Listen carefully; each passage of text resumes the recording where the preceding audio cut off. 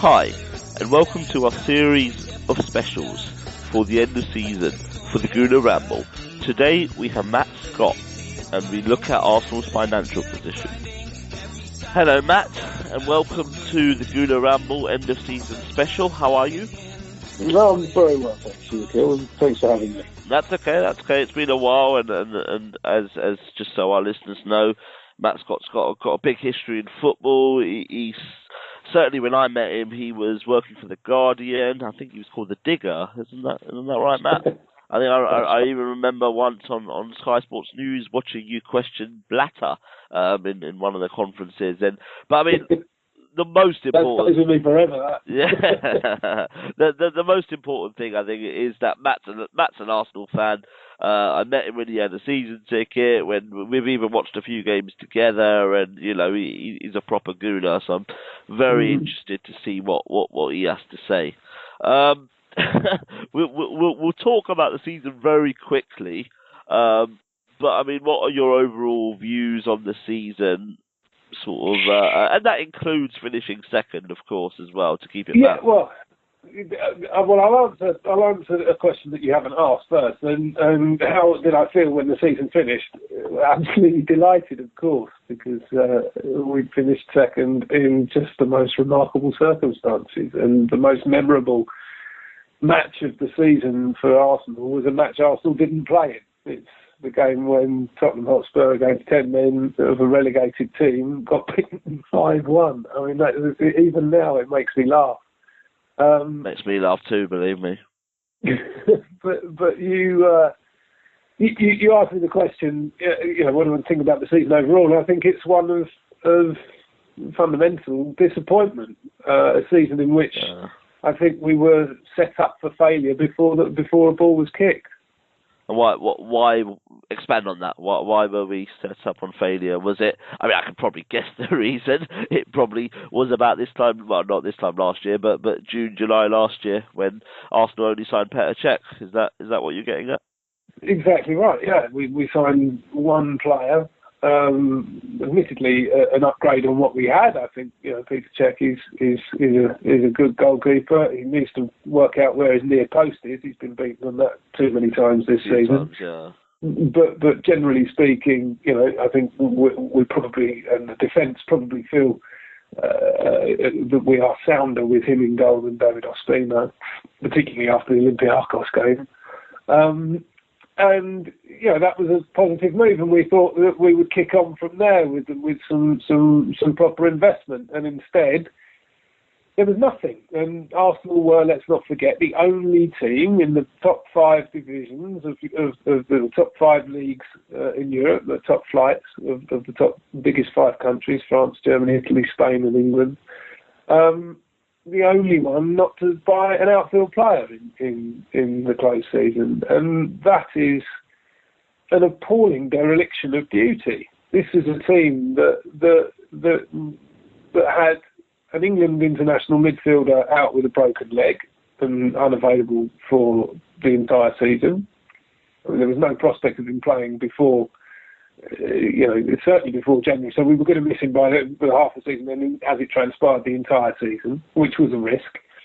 We had a 31-year-old midfielder who has played constant football for 3 years, not missed a single game at Arsenal, and it is rare amongst Arsenal players to have been available for selection for so long, and inevitably he too was going to pick up an injury at some point, and lo and behold, that happened this season. Yeah. He suffered a 6-month-long injury, and I'm talking about Santi Cazorla, and it's a big loss when you don't have him or Jack providing the creativity in the midfield, and we always were going to need those players.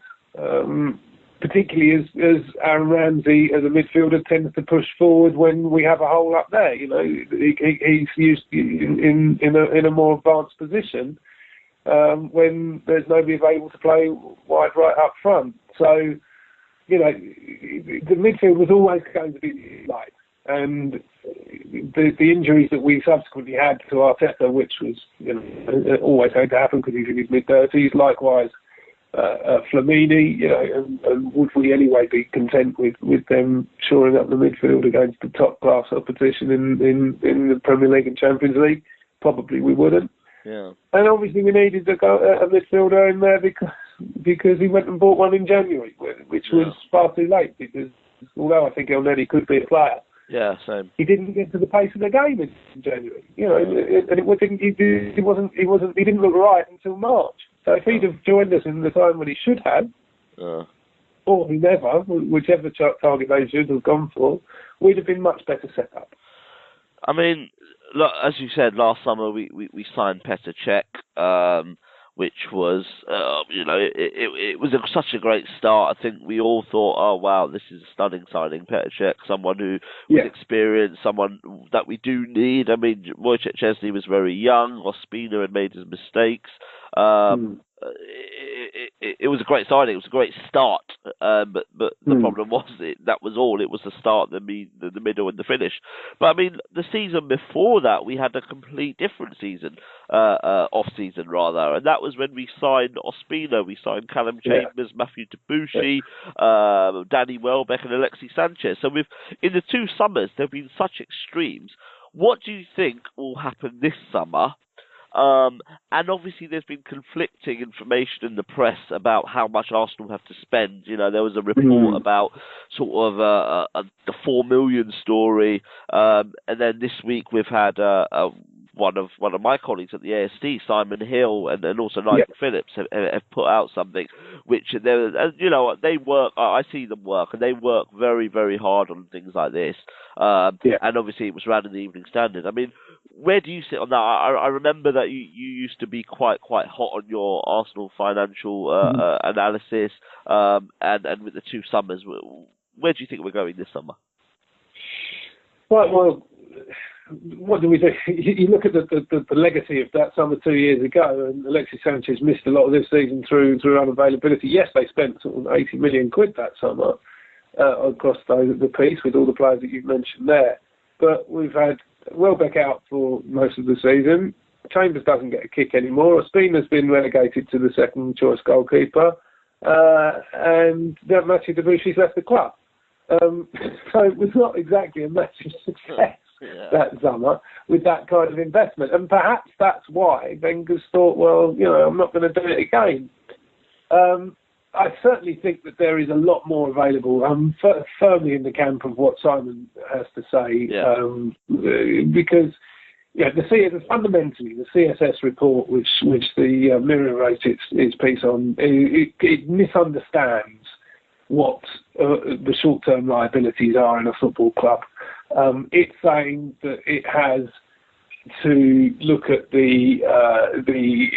every last penny of short-term creditors as money that needs to be covered with cash in the bank. It's not true. The accruals line in there, which accounted for 50 odd million pounds of the money that they're saying they need to keep in cash, that doesn't have to be. You can't spend season ticket money. The accruals is the season ticket money. You can't spend that until it's been used over the course of the season.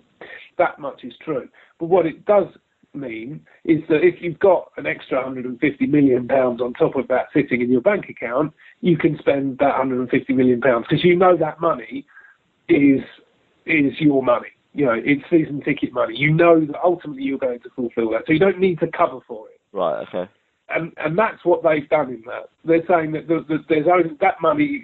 We've only got £50 million in available budget. That's just simply not true. And that is where Arsenal do have a lot more flexibility to spend. There is an awful lot of money available. Would they spend it? I don't know, because of the experience that we've had in previous years. Wenger, when going out and buying lots of players, doesn't always get it right. Certainly at the top end of the market. I'd like to see him invest in some of the players that we have been hearing about. Granit Xhaka is one that we're hearing about, and he does look like he could really do the job. I'd love to see Zlatan Ibrahimovic at the club. A striker who adds that little X factor, somebody who's capable of being the target man up front and really troubling defences. With his wages, I just can't see Zlatan, and then also his ego. I think it's Wenger's talked a lot about sort of unity, and this is the most the mentally strong thing is obviously up for debate, but it's the most cohesive group, and they all get on and all that sort of stuff. He got rid of Adebayor, Gallas, all those sort of kind of troublemakers. I'm not saying Zlatan's a troublemaker, but he certainly does have an ego. I mean, I can't see it. But no, I don't see it happening. Morata, would Morata be a good signing? Yeah, well, yeah. I mean, look, what Arsenal need is fairly obvious. What the profile of player is they need. They need somebody who can reliably score 20 goals a season, but not. What Arsenal wouldn't want, although I think he's the best player in the Premier League, I don't think that Arsenal would want the Sergio Aguero character. I think they need somebody of the physical stature of Giroud. And were Giroud to have a bit more pace and a bit more reliability in his finishing, I think he would be exactly the player that Arsenal need. But he lacks those two things, which Zlatan has. But you're exactly right. I mean, I do not see Zlatan becoming an Arsenal player because of everything that you've talked about there, Akhil. I do think, though, that were they to take the leap, I think he'd be a tremendous success. And I think that Mesut Ozil would love to be having Ibrahimovic's feet to find in front of him. I'm sure he would. Tell you what, my dream signing, outside of the sort of Messi, Ronaldo, would be Lewandowski. I think he's what you just said in terms of holding the ball up, that Giroud aspect, but so much better and such a finisher. I think Robert would he leave Bayern Munich? Probably not. Certainly not right now. Yes, he will. Yes, he will. Think so? He will leave Bayern Munich this summer, and he will go to Manchester City with Pep Guardiola. You think so? I'm absolutely sure of that. He's the one player that Manchester City need to really go places. The thing with Manchester City right now is that they defend. You can defend very narrow against them, and you can concede the flanks and just let them put crosses in. Yeah. Because there's no one to head them. Because that if you've got Xhaka and Koscielny, they're going to beat Aguero in the air, or whoever. If you're Wes Morgan and Robert Huth, whoever it is, that's the way you defend against Manchester City. Whereas if you've got Lewandowski in there, it gives you a very different option. Here's a question then. If Man City put in a bid for Lewandowski, is there any way financially Arsenal could compete? I mean, obviously, Man City, Chelsea, their resources are very much different. But in this summer, could Arsenal compete if it was Lewandowski or anyone else? If Arsenal wanted a player that City wanted, could Arsenal compete? No. Because that would be the Wenger putting all the eggs in a single basket, and I don't see him spending. Lewandowski is Gareth Bale kind of money. If you enter into that kind of an auction, and I don't see Arsenal spending that much money. Look, the signal we have received, whether or not we agree with it, and we don't. Simon and I both agree that we think there's double the money there. Yeah. Whether or not we agree on it, I think that's what Arsenal, the message that Arsenal are sending out. That I think it was very useful to Arsenal to have that broker report found in the national press.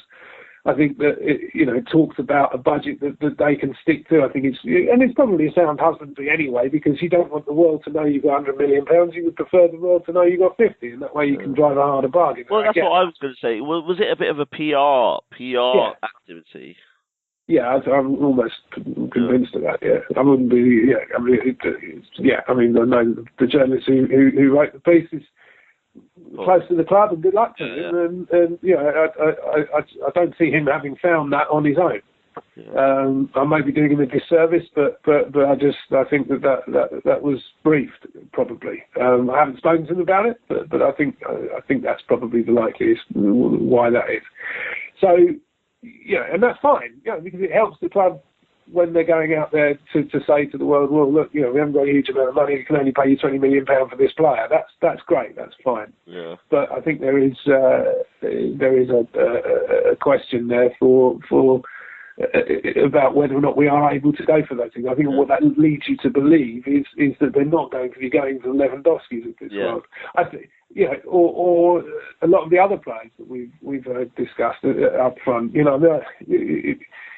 Clearly now the Welbeck injury means that Arsenal need to spend proper money on the striker. That has added a new dimension to that. But there is, what kind of level will they be shopping at? Will it be more, the Marseille or Lyon type strikers rather than Bayern Munich? Yes, of course it will. I mean, personally, though, I think that the place to address, it would be nice to have somebody who could play through the middle with some pace and add another dimension to what Giroud can do. Yeah. But personally, I mean, I would be happier if Arsenal, at the first instance, go out there and get a Xhaka and a Kante. Yeah. To make sure that midfield has the kind of players who, because Elneny's a box-to-box midfielder like Jack. He's not somebody to shore it up. And we've just lost our two supposed holding midfielders in Arteta and Flamini. Rosiki's going as well, so we're light in the midfield. Yeah. We've got strikers. We've got people who can play up front. Yeah. We've got a wonderful, bonus in Alex Iwobi as well. A guy who's a forward player who looks fantastic, and none of us thought we had at the start of last season. So, or not to the level that we do. I think there is reason to address the midfield ahead of the forward line. I've got to say, I think both are just as vital. I think, we scored least number of goals, I think, ever under Arsene Wenger, and I just think up front is such a key. But I think it goes hand in hand. You can have your A-list striker up front, but if your midfield isn't shored up, then suddenly you'll be trying to win games 4-3 rather than 2-0, So I think they're both important. I think a centre-back's important too, to be honest, personally. But I think one thing, just lastly, sort of the last question, and it's something from what you're saying, so if we can't compete with the City, for example, for that Lewandowski type player, I think that really highlights the importance of going early. Certainly before the Euros, before prices increase, which then also leads me to, there's been stories sort of this week as well about the Xhaka bid, that the valuation is still a little bit apart. Personal terms are near enough agreed, and there's a few top German sort of journalists that are backing this up. Is it important that Arsenal then don't? I can see why. If the lower you pay for someone means the more money you have left, which means you could probably buy another player, perhaps. But is it really important that Arsenal get things done before the Euros? Because otherwise, players have a good Euro. Suddenly, those cities, Chelsea's, and Chelsea, need a few players, might then start to just jump on bandwagons, perhaps offer a little bit more. I mean, Chelsea can do what they did to Spurs over Willian. That's what I use as the example. Like Chelsea can just do that. How important is it that Arsenal do things early? Well, what's interesting is we've got two or three players. We've mentioned Jack Wilshere, but also Ozil and Sanchez, whose contracts they're trying to arrange this summer. If they're going to be persuaded to stay, I wouldn't be at all surprised if they would want to see some investment in the squad. Yeah. I can't imagine that if you and I, Akhil, from our vantage points, have been disappointed with the lack of transfer activity last summer, I can't imagine that they're exactly cocked about it. Yeah. They're in this game not just for the money, but for the medals too. And if you're going to keep your best players, you've got to keep them happy. And that doesn't just mean through their wage bill every week. So I think there's got to be a message sounded by the club by going early, at least with one player. I think there is still an argument to say that there is value to be held through the market later on. Going later is what they did with Ozil, and it didn't hurt. Sanchez. I think the money they paid for Ozil, 42 million pounds, was good business. If you look at the player he is, I think, when you talk about the goals that we've had, talking about Ozil, we've missed out on a lot of goals this season, partly through to finishing, but also because of the creativity lost through Cazorla and Sanchez not being there, creating the holes around Ozil. So much of what we did went through Mesut Ozil, and there were not enough options around him. I mean, very often he cut a very frustrated figure this season because there wasn't the movement for him. Yeah. And that's that will change because we are going to have other more creative players coming back from injury. Yeah. We're going to have Sanchez play a full season, we would hope. We still got the Copa America, unfortunately, which isn't great. But yeah, that's true. But hopefully he's not going to be injured again like he has been this year. I think Arsenal will be a lot more careful with him in the first sort of 2 or 3 games. I think last year we obviously, it was reckless. It was Yeah. There was no need, was there? No, exactly. I think Alexis is that sort of player that wants to play, but I think this year Arsenal will be a lot more, hopefully, stricter with him and give him that rest he needs. Hopefully he would have seen it as well, but Final question. Arsene Wenger identifies a player. He kind of, the one I'm thinking of is someone like Mario Götze, which Arsene Wenger has come on record several times and says he really likes him, especially when he was at Dortmund. He's not that Xhaka and he's not that sort of A-list striker, but he's someone that certainly could do a very, very good job. Arsene Wenger goes to his board and says, he'll cost us 30 million. He can certainly help us. He's probably not in the 2 positions, or even centre back, the 3 positions we desperately need. But I really think he could do a great job here. What do you think would be the board kind of reaction to that? Do you think the board are fully behind Arsene Wenger in the transfer market? They certainly are behind him, I think, generally. But in the transfer market, where do you think Kroenke and co kind of sit? I think that the board, generally speaking, are puzzled as to why Wenger doesn't spend the money. I think the board are 100% behind him. I think we know that because we heard what Lord Taylor of Peckham had to say last year. Lord Harris Peckham, sorry. He had to say last year in the summer. The money is there. We urge Arsene to spend it, said he through the press. It was a remarkable interview, that, and I think it tells us an enormous amount. He'll have been slapped down for it. But I think I thought it was a remarkable insight, actually, into the fact that the board themselves share the frustrations of the fans. They cannot understand why Arsene Wenger isn't going out and spending the £100 million on the balance sheet.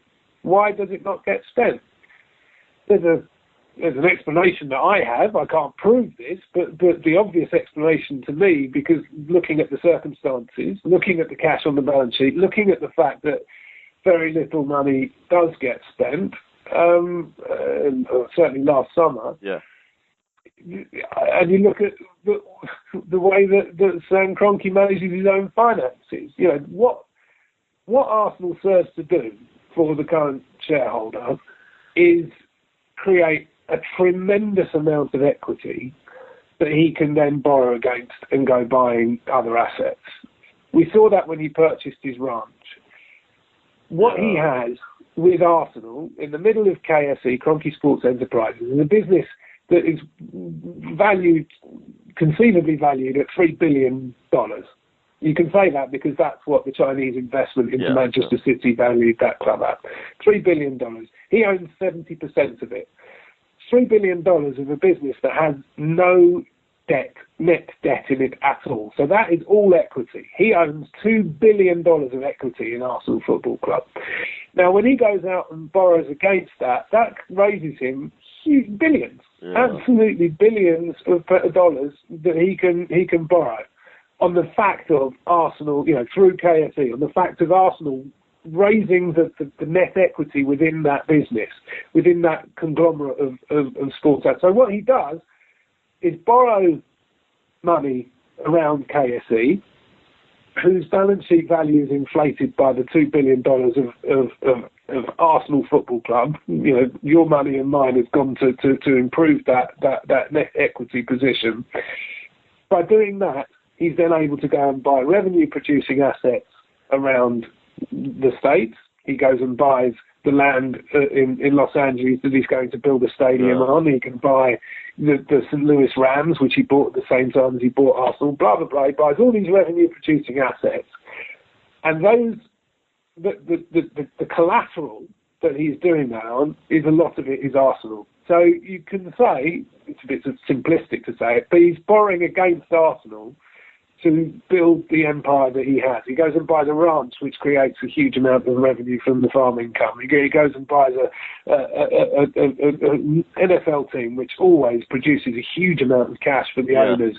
And then he does the same with the stadium in LA when he's going to move the franchise from St. Louis, and the St. Louis Rams fans are distraught about this. He goes and moves it to back to LA. This is his business, the way he operates his business. There's nothing wrong with it. There's nothing illegal with it. There's nothing even immoral about it. It's just business. But what it does tell you is that Arsenal for him is, to my mind, certainly not a source of pleasure because he never turns up and watches it. It's a source of collateral for him to purchase more and more money, to draw more and more money out against and go and buy more and more things at KSE. And that, to me, is the answer why Arsenal don't spend the money they have. It sits idle on the balance sheet, just stagnating in there, not benefiting the football performance of the team, but instead benefiting the financial performance of Kroenke Sports Enterprises.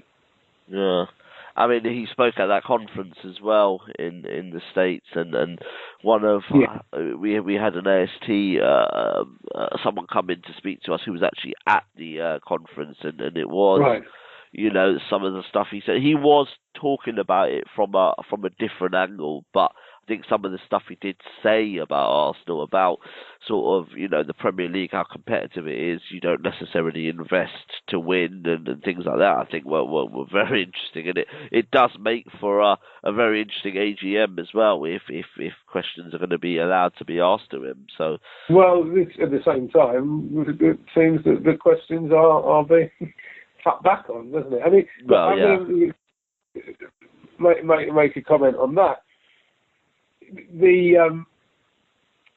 Sorry, actually, I forgot what I was going to say to you. That's a really important point about that. Oh, yes. When 5 or 6 years ago, we had a briefing, probably going back 10 years now, we had a briefing before the stadium, 10 years ago, we had a briefing before the stadium move about what it meant, the finances of Arsenal, briefed by one of the senior management team in Arsenal at the time. And what he said then was, it doesn't make financial sense for this football club to win the title. Now, that might come as a stunning comment, but it's what they said. And the reason is that they have to pay tremendous bonuses to the players if they win. And actually, the bonuses they pay are greater than the incremental income they get for winning things. Now that, if you think about it, is a bit depressing. Yeah. I mean, the club has the opportunity to insure against that, but they don't. They self-insure and everything. And I think that, if you're Stan Kroenke, you are far happier with Arsenal finishing second than with Arsenal finishing first, because the money they get out of the Premier League prize money is the highest you can possibly get without having to pay any bonuses to any of the players for winning things. And I think you go back over the 10 years that he's been involved with the club, Arsenal have not won the title since he's been involved. And I think that suits him right down to the ground. Now, whether or not Wenger's under instruction not to win the league, I would very much doubt. But Wenger certainly spins it that finishing in the top four is a trophy in itself. And many of the people sitting in the stands would disagree with that. But if that is the spin, and that is the message that he wants to give, then he's trying to recalibrate our sights as to what is success for the football club. Yeah. And certainly, in the eyes of the financially minded owner, success for the football club is financial success. And the best possible financial success is finishing second, which we've done this year. Surely winning brings better commercial deals, better kit deals, all that sort of stuff, because people want to associate themselves with winners. I mean, or are we in a world now where there's so much competition with sort of, for example, Puma, Nike, Adidas, that actually you don't no longer have to win. You just need to be in that sort of top bracket in your own league to get a good deal. I mean, that's right. Yeah, I mean Arsenal get £30 million out of the shirt deal that they have with Puma, which is one of the top 5 or 6 deals in world football. Likewise, the deal they have with Emirates is one of the top 7 or 8 deals in world football. There's good money to be had in that way, but the incremental investment required to consistently challenge for titles and the expense of winning those titles, I personally believe, has led to a strategic decision from the owner to say it's not worth it. We're not, we might luck out one year, but we're not going to set ourselves up to be challenging for the title. We're going to set ourselves up for being in the top 4.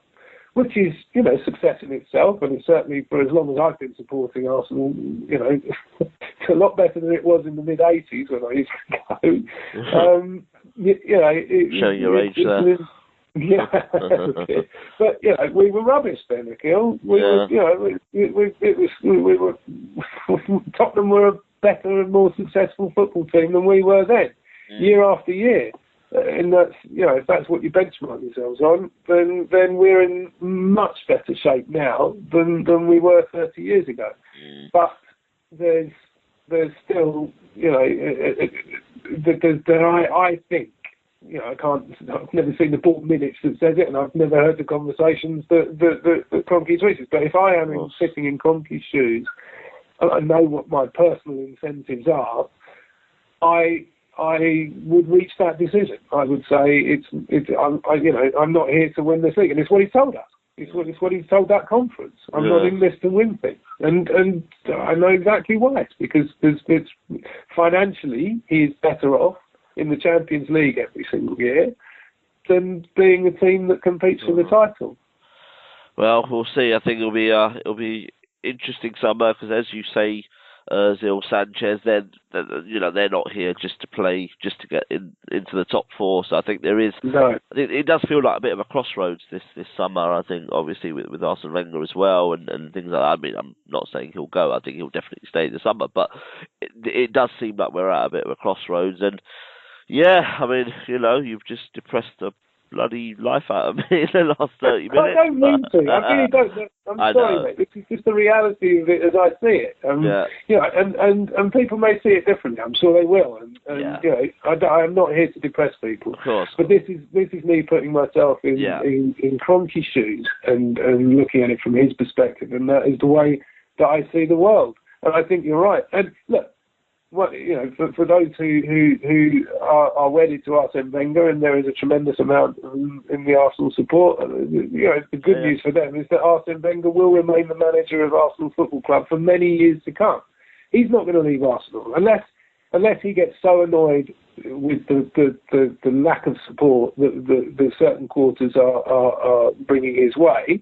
And that he very well may. If he decides on his own that it's time for him to leave himself, then that may happen. But there are very many millions of reasons why he wouldn't do that every single year.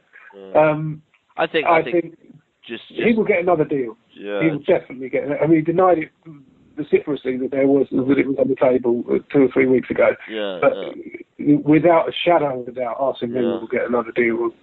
He will be offered another deal with the position of manager at Arsenal. I think even those sort of loyalists for Arsene Wenger are sort of maybe hoping that this summer is good. We perhaps win something next year, or somehow win the league, and then he kind of goes off into the sunset kind of happy and everyone's sort of happy. But obviously that's a very ideal world scenario. But I mean, but Akhil, remember this. If the strictures are, as I see them, imposed by Kroenke in the way that I see them, then Arsene Wenger is absolutely the best manager in world football for Arsenal Football Club. Whoever else we were to get would not necessarily be able to operate under those conditions in the manner that he has. He's kept the plate spinning tremendously well. Now, I think he's been very well looked after by Kroenke to do that.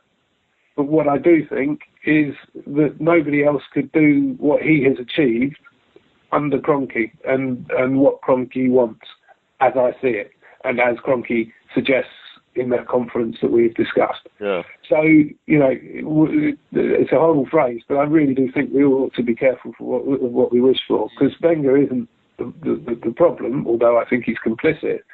I think that the problem lies elsewhere at Arsenal. Yeah. Okay, Matt, we'll leave it on that. Thanks for your time and thanks for your insight, of course. And we'll speak again maybe after the summer and kind of evaluate how we've done and what we thought would happen and all that sort of stuff. So thank you again. Thanks ever so much. Cheers, Akhil. Good luck with it, mate. Thank you. Bye.